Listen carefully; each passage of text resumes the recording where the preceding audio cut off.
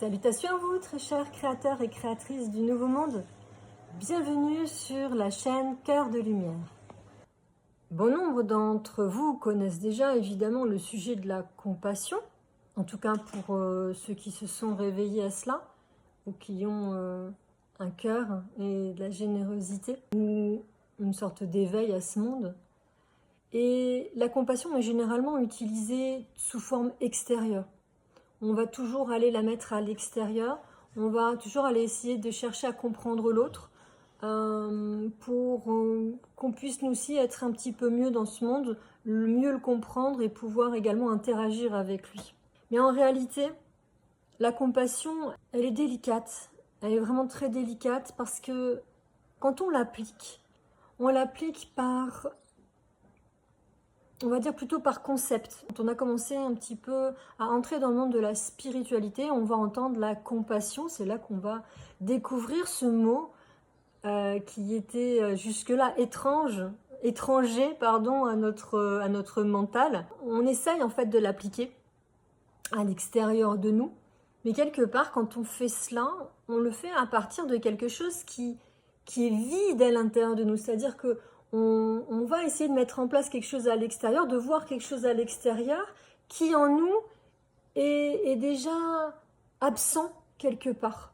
On a vraiment cette absence de nous-mêmes, de compassion. C'est pour ça qu'on parle aujourd'hui d'autocompassion.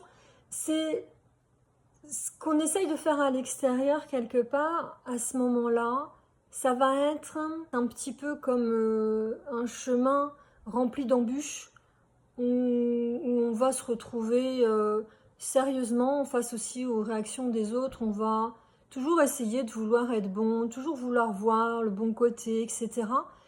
Et on s'oublie.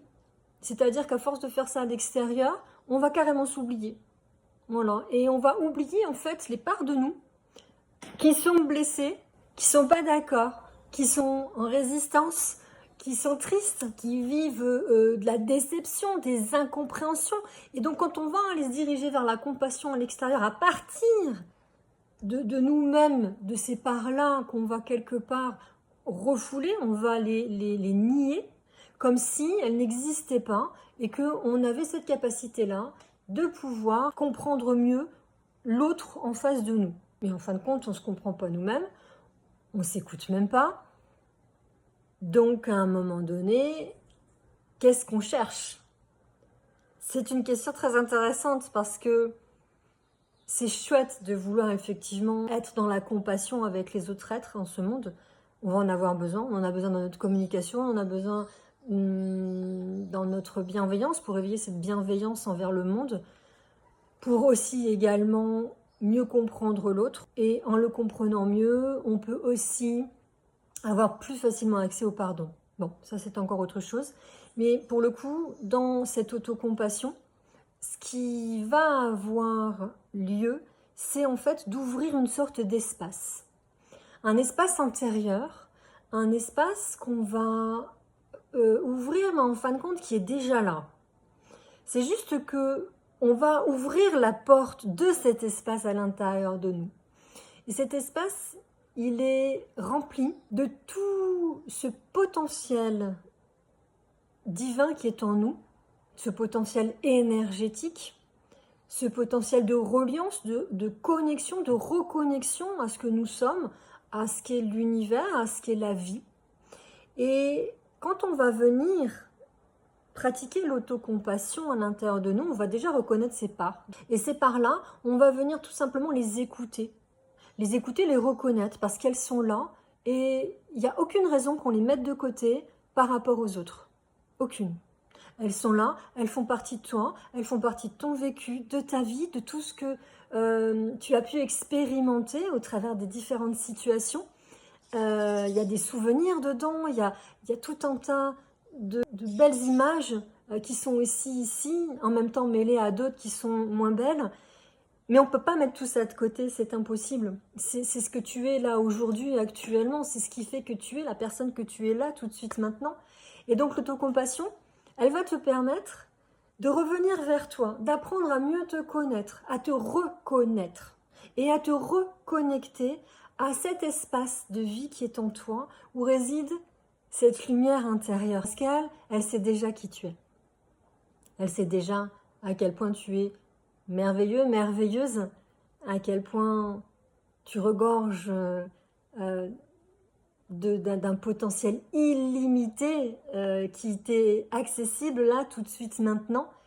Mais en même temps, à force de vouloir être à l'extérieur, à force de nier tes propres parts blessées et de ne pas les reconnaître, eh bien tu te retrouves toujours dans ces mêmes vieux schémas de dévalorisation, d'autocritique, d'échec, parce qu'on a aussi beaucoup peur de l'échec, on se voit toujours en échec, on n'a pas réussi on n'a pas pu faire ça, on n'est pas satisfait, on a vraiment cette image de nous-mêmes qui est faite en fonction de nos schémas de comportement inconscients du passé, qui nous oblige par certaines croyances quelque part à penser qu'on ne mérite pas, qu'on est nul. Vous voyez tu vois toutes ces petites phrases là que tu peux te dire dans ta tête, je ne sais pas si tu te reconnais.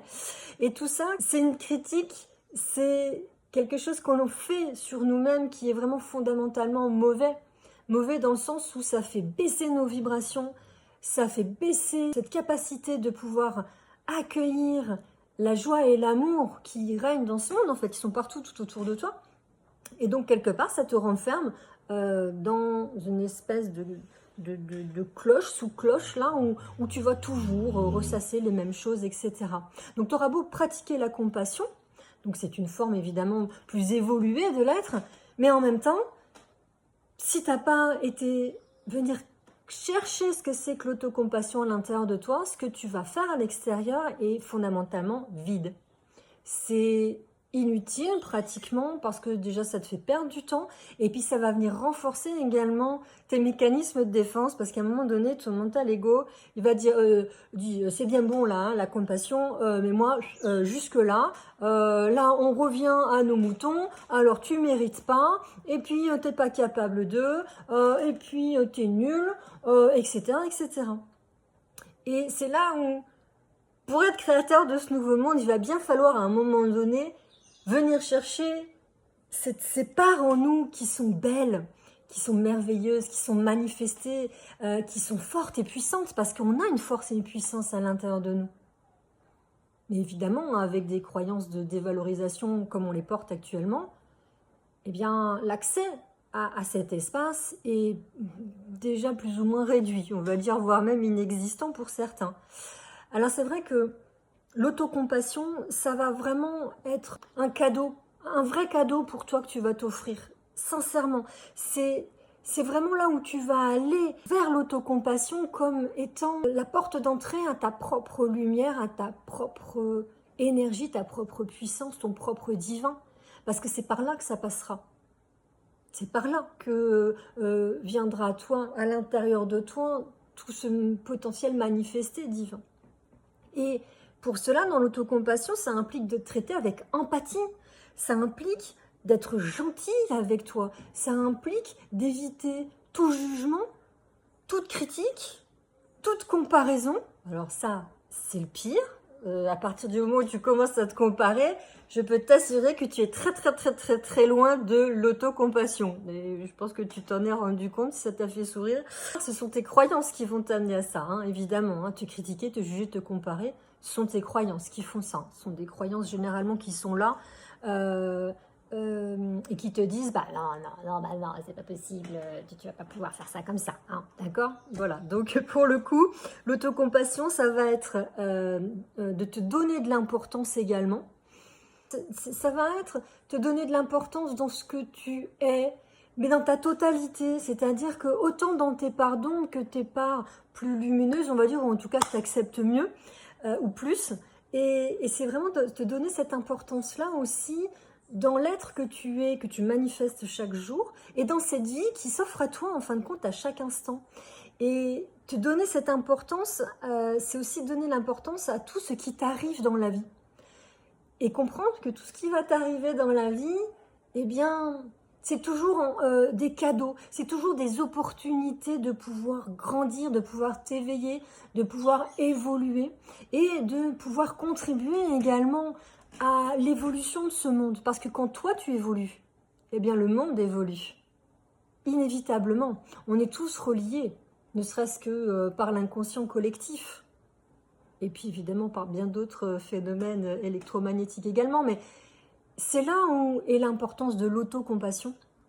Alors, mon ami, si réellement tu désires être créateur ou créatrice de ce nouveau monde, je t'invite à regarder l'autocompassion plus sérieusement, à l'appliquer chaque jour et à essayer d'être dans une forme de bienveillance avec toi-même extrême.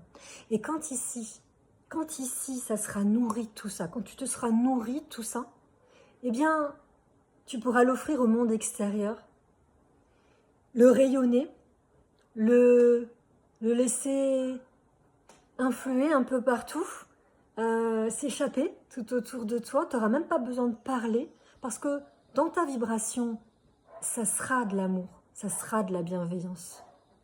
Et voilà comment est-ce que tu vas pouvoir impacter également ton environnement et partager tout ça, être dans l'aide avec l'extérieur. Ça sera d'abord hanté dans toi-même.